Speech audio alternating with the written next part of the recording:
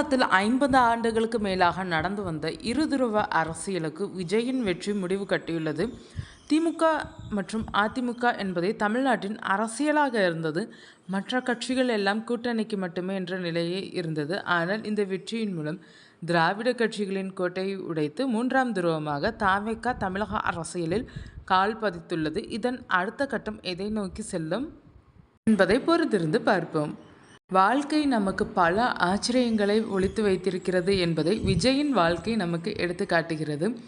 Chennai Loyola கல்லூரியில் படித்து கொண்டிருந்த போதே நடிப்பின் மீது கொண்ட ஆர்வத்தால் விஜய் படிப்பை பாதியில் நிறுத்தினார். அப்போது அவரால் டிகிரி சர்டிஃபிகேட்டை வாங்க முடியவில்லை. ஆனால் பெரம்பூர் தொகுதியில் வெற்றி பெற்று அதே காலேஜுக்கு சென்று தற்போது எம்எல்ஏ சர்டிஃபிகேட்டை வாங்க உள்ளார்.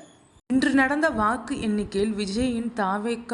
கட்சி பிற்பகல் 3:30 மணி நிலவரப்படி இதுவரை 34.66% வாக்குகளை பெற்றுள்ளது. சினிமா ஹீரோக்கள் கட்சி தொடங்கி சந்தித்த முதல் தேர்தலில் பெற்ற வாக்குகளின் அடிப்படையில் விஜய் எம்ஜிஆரை முந்திவிட்டார்.